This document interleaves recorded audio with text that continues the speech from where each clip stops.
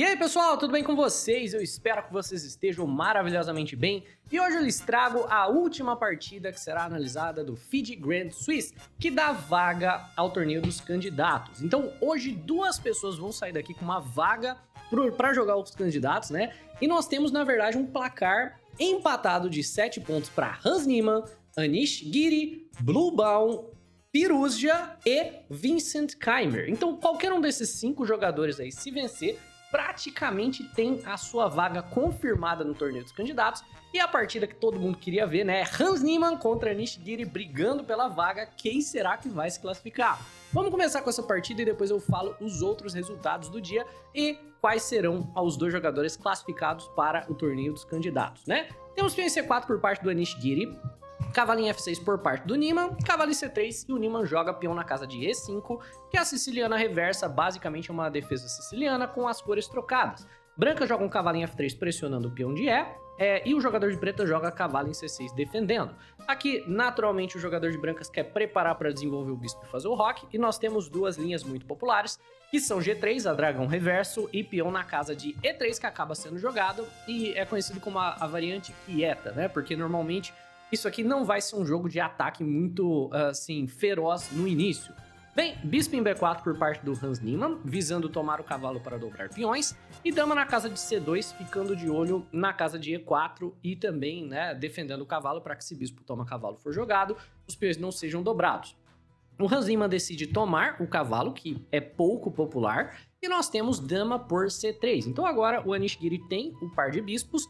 No entanto, teoricamente, essa é uma posição onde pretas têm um pouco mais de controle central por ter tomado esse cavalo que controlava um pouco do centro do tabuleiro, e brancas podem sofrer um pouquinho por ter mexido a dama um pouco cedo demais. Então, dama em E7 por parte das pretas, querendo jogar algo como peão na casa de E4, peão em A3 por parte do Hans, evitando qualquer peça ocupe a casa de B4 e preparando para jogar um B4 ele mesmo no futuro. Perdão, falei do Hans, mas foi por parte do Anish Giri. E vem peão na casa de D5 por parte do Hans Niemann, atacando o centro do tabuleiro. E nessa posição, como comentamos, né, se você tomar, você vai perder aquele tempinho com a dama. Então as brancas decidem jogar peão em D4, atacando o centro elas mesmas. Temos peão toma D4, cavalo toma D4, cavalo toma, dama toma, e pretas decidem ganhar mais um tempinho na dama, jogando peão na casa de C5. E nessa posição, a dama vai para a casa de H4. Aqui, pela primeira vez, o Hans Niemann pensa um pouco, você vê que os dois jogadores estão dentro da preparação, o tempo tá mais ou menos igual, o Anish literalmente não gastou nem um segundo, ele tá com mais tempo do que ele começou por conta do acréscimo, enquanto o Hans Niemann tá jogando bem rápido também, mas ele pensa por 20 minutos e ele decide jogar bispo em E6. Essa posição já havia sido alcançada antes e todas as vezes as pessoas jogavam D por C4. Mas o bispo em E6 por parte do Hans Niemann é, até onde eu tenho aqui acesso à base de dados, uma novidade teórica, e nesse ponto o Anish Giri toma o peão de D5 e o Hans Niemann toma de cavalo, oferecendo uma troca de damas. Curiosamente, antes de trocar as damas, nós temos bispo em B5 cheque por parte do Anish, desenvolvendo com o tempo, forçando o bispo a recuar, e agora sim o Anish Giri toma a dama do Hans, basicamente dizendo, olha, eu tô feliz em jogar esse final de jogo, uma vez que eu tenho par de bispos nessa posição. Apesar de você ter aqui a maioria de ala da dama, eu acredito que o par de bispos vai me dar uma vantagem. Vem cavalo por E7, e curiosamente o bispo em B5 foi mais para piorar o bispo, fazê-lo voltar para a casa de E6 e permitir que o bispo das brancas aqui vão para a casa de E2. E agora, se o jogador de pretos quiser o bispo naquela diagonal, ele que perca tempo jogando o bispo em E6, e na prática o lance bispo em E2 veio de graça. É um ganho de tempo bem inteligente aqui por parte do Anish. Vem torre C8 por parte do Hans Niemann, e nessa posição, confundindo a plateia, o Anish Giri não faz o roque, ele joga peão na casa de F3, e essa é uma ideia comum para você que é um jogador iniciante nos finais de jogo. Depois que as damas foram trocadas, esse rei não vai levar checkmate se ele ficar no centro do tabuleiro.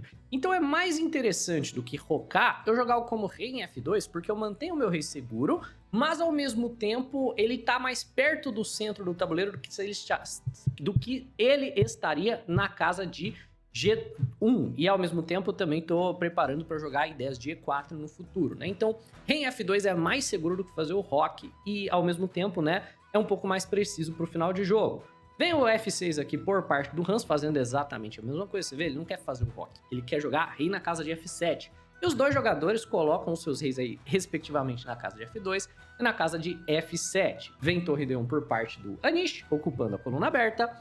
Bispo em E6 por parte do Hans Niemann, colocando o bispo nessa longa diagonal. E, como nós comentamos, é um lance que veio com uma perda de tempo, porque o bispo já estava em E6 antes do bispo B5 cheque ser jogado. E nessa posição, o jogo pode parecer muito calmo, muito igual. No entanto, é uma posição profundamente desbalanceada, porque um dos dois jogadores tem o par de bispos e o outro jogador tem uma maioria de ala da dama que ele quer fazer rodar aqui para gerar um peão passado. Esse 3 contra 2 pode vir a ser algo decisivo nesse tipo de final. Enquanto isso, o Anish Giri tem esse 4 contra 3, que por ser uma maioria maior, né, por exemplo, 4 contra 3, é mais lento de avançar do que 3 contra 2, que é mais lento de avançar do que 2 contra 1.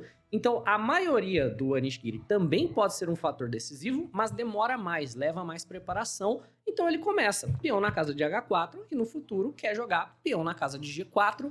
E nessa posição, o Hans Niemann não quer evitar as ideias jogando peão na casa de H5. Ao invés disso, ele joga peão na casa de B6 e começa ele mesmo a gerar aqui os seus próprios planos de avanço, né? No futuro, tem ideia de você jogar bispo B3, tem ideia de avançar C4, depois avançar B5, A6, cavalo C6, cavalo A5 e cavalo em C4 ou cavalo em B3 para você começar a avançar os peões, também está nas cartas aqui para o Hans. Vem o E4 por parte do Anish, cavalo em C6 por parte do Hans Niemann e bispo em E3 para evitar que o cavalo pule para a casa de D4. O cavalo vai para a casa de A5 por parte do Hans e basicamente com esse cavalo na casa de A5, o que o Hans Niemann está querendo fazer provavelmente é pular com o cavalo na casa de B3 ou na casa de C4. Acredito que mais na casa de B3 para avançar o peão de C, ficar de olho no cavalo e começar a avançar essa maioria de peões. Então, o Anish Giri joga a torre na casa de D6, preparando para dobrar torres.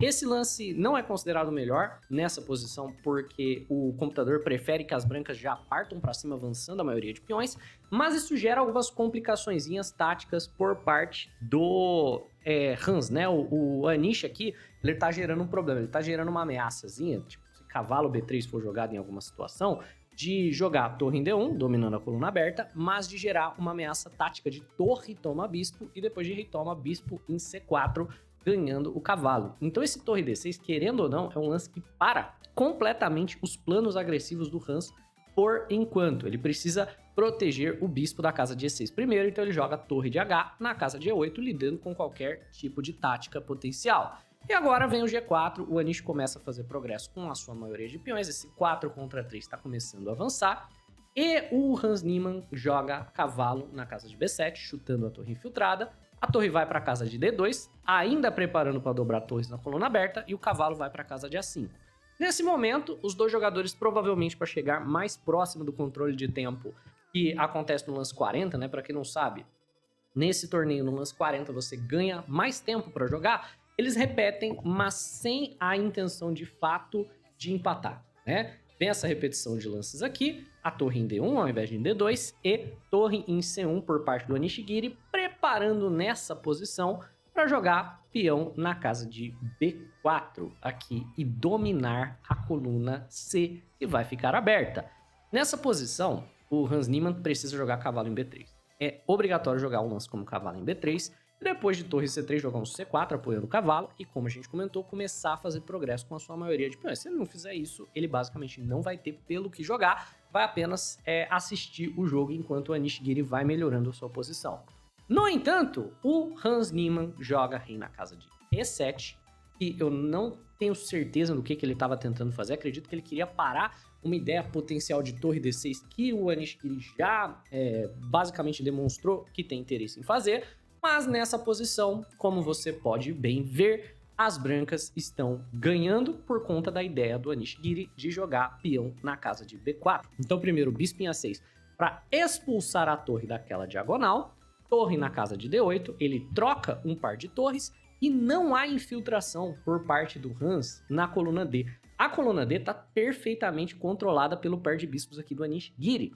Então, o Giri faz o quê? Ele abre uma segunda coluna, ele joga B4, gerando, na verdade, um tema de infiltração na sétima, na casa de C7. Na coluna C ele tem, sim, uma infiltração. E também, é claro, né, ameaçando o cavalo e ameaçando o peão de C. Então a posição ficou assim um completo desastre para o Hans Niemann. E ele joga cavalo em B3 atacando a torre. Torre em C3 ameaça o cavalo. E é impossível de você perder, é impossível de você evitar a perda de no mínimo um peão nessa posição por parte do Hans Niemann. Ele joga a torre na casa de D6, que é um lance curioso, certo? Temos B por C5 e nessa posição, peão de C toma C5, teoricamente com tempo no bispo de A6, e parece que tá tudo perfeitamente defendido aqui por parte do Hans, e ele terá tempo nessa posição de se salvar, porque, por exemplo, se bispo na casa de E2, você pode jogar como torre em C6 e super proteger aqui o peão de C para você não perdê-lo. No entanto, nessa posição, as brancas jogam e existe uma tática vencedora aqui. Então, eu te convido a pausar o vídeo e veja se você é capaz de encontrar por conta própria o lance que vence a partida por parte do Anish Giri. Pausou? Encontrou? Eu espero que você tenha visto uma ideia maravilhosa de torre por cavalo. Esse lance é extremamente forte e a ideia na prática é você trocar esse cavalo por esse bispo de A. Então, se torre por A6, você ganha o peão e você tá com um peão a mais nesse final. Mas o que acontece se bispo toma torre? Nessa posição, bispo por C5, cravando a torre do Hans Niemann e ainda assim, né, depois da troca, assegurando que o jogador de brancas tem um peão a mais nesse final de bispos de mesma cor. Esse tipo de final ainda é incrivelmente complexo, incrivelmente difícil de vencer, principalmente falando quando nós temos aqui o rei tão perto da maioria de peões do jogador de brancas. Porque se vamos trocando peões, se a gente troca esse peão de A por esse de A, esse de E vai acabar sobrando, né? Mas esse de F por esse de F, esse de G por esse de G e esse de H por esse de H, o peão extra do jogador de brancas não será o suficiente para vencer, porque as pretas podem simplesmente sacrificar a peça em cima do peão, em alguma situação. E aí, bispo e rei contra rei é um empate. Por consequência, o Hans segue jogando, porque se ele for trocando peões aqui, ele ainda consegue assegurar o seu empate. Mas as brancas possuem um lance, e um lance apenas, que vai converter essa partida em uma vitória, e não é fácil. Então, mais uma vez, eu te convido a ver se você encontra o único lance que nessa posição vence para as brancas. Só para demonstrar, se jogar um lance como H5, por exemplo, o adversário vai conseguir sim segurar o empate. O computador dá um ponto de vantagem aqui para as brancas, mas se você jogar isso daqui numa base de dados, numa table base de finais, ele vai te dizer que a posição está completamente morta, completamente empatada. Aqui só tem um mesmo, e o lance é peão na casa de G5. O que esse lance faz, na verdade, é relativamente simples, né? O que você está fazendo aqui é deteriorando a estrutura de peões do jogador de pretas. Se ele toma nessa posição, a sua maioria de peões aqui vai ser muito mais fácil de avançar, porque agora o seu peão de F ajuda o peão de E a avançar, e o peão de H do adversário, que seria o peão passado que ele é capaz de gerar nessa posição com lance como H6, é um peão relativamente simples de você parar, né? O fato dos peões restantes serem peões conectados ajuda muito, impede que o bispo possa se sacrificar por esses peões sem problemas. Por consequência, o G5 aqui é um lance maravilhoso, Hans Niemann não pode tomar. Ele joga bispo na casa de G6, temos rei em E3 e rei na casa de C5. Rei na casa de F4 por parte do Anish Giri e rei na casa de D4 por parte do Hans Niemann, que tá, na verdade, jogando uma partida defensiva extremamente boa.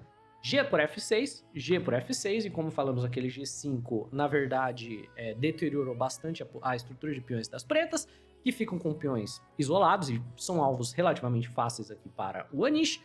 E nessa posição, o Anish Giri joga peão na casa de A4, vem o H6 por parte do Hans, e o Anish joga peão na casa de A5, estabelecendo o peão em uma casa escura, tirando qualquer alvo desse bispo e possibilitando que o bispo saia daqui para auxiliar o rei e os peões a avançarem. Bispo D7 joga o Hans Niemann, bispo E2 joga o Anish Giri, preparado para tirar o rei daqui. E nessa posição, por exemplo, se bispo em A4, alguma coisa do gênero, o rei poderá ir para a casa de F5. Então, por consequência, o bispo tem que ficar de olho nessa diagonal. Se bispo em C8, por exemplo, ele abre mão dessa diagonal e aí bispo na casa de B5. E lentamente o Giri vai fazendo progresso. É impossível você mexer o bispo sem abrir mão de alguma casa, ou você abre mão dessa diagonal que é importante, ou dessa. E se você mexe o seu rei, querendo ou não, você também acaba abrindo mão de casas. Então, o rei na casa de C5 joga o Hans Niemann, abriu mão da defesa da casa de E5, então o peão é avançado. E nessa posição, se você tomar, basicamente você vai ter que entregar o bispo no peão de F, porque agora o peão tá passado e o seu rei tá completamente cortado. Por consequência, o Hans joga rei na casa de D5, ameaçando o peão toma F6, rei em E6, né? O objetivo do Hans era esse, era tentar esse tipo de bloqueio, pelo menos agora o peão de F pode ser bloqueado, que é o peão extra do Anish, mas peão na casa de F7, forçando o rei a abrir mão da casa de E5, rei por F7, rei E5, e nessa posição, Hans Niemann abandona a partida. Por que você pode se perguntar, o Hans Niemann abandonou? É porque agora que o rei das brancas está completamente ativo, o peão está fixo em casa escura, é praticamente impossível de você impedir que o peão vá acabar caindo. As brancas vão avançando esse peão, deixando ele defendido, né? Então rei E7, F4, bispo em E6, por exemplo. Nós podemos jogar um F5, bispo na casa de F7, bispo em D3 para manter esse peão defendido, e agora as brancas estão basicamente livres para ir atrás do peão. O jogador de pretos, na verdade, é colocado numa Zugzwang, né? Ele acaba ficando numa situação onde é muito difícil de manter qualquer bloqueio. As brancas, sinceramente, podem escolher qualquer um dos dois peões para ir atrás, e a partida vai facilmente acabar em uma vitória para as brancas. Então, nós temos aí o nosso primeiro classificado para o torneio dos candidatos desse campeonato especificamente, que é o Anish Giri. Quem foi o segundo jogador que se classificou? Na verdade, foi o Matthias Bluebaum. Ele se classificou depois de um empate com a Alireza Firouzja. As outras partidas do dia praticamente todas terminaram em empate, né? Então o Anish Giri foi o único resultado decisivo. Curiosamente, o Erigaisi empatou com o Keimer, né? O Alireza empatou com o Bluebaum, o Vachelegrave empatou com o Nihal Sarin. Praticamente todas as partidas tiveram um resultado de empate. E o Anish Giri, que é o rei do empate, na verdade, acabou tendo um dos únicos resultados decisivos do dia, garantindo a sua vaga para o torneio dos candidatos. Então nós temos o Anish Giri e o alemão Matthias Bluebaum classificados para o torneio dos candidatos, em conjunto com o jogador que já havia se classificado por conta da sua excelente performance no circuito da FIDE do ano passado, Fabiano Caruana. Ainda restam algumas vagas e elas serão definidas na Copa do Mundo, então fiquem ligados que tem muito xadrez pela frente. Um abraço e até a próxima!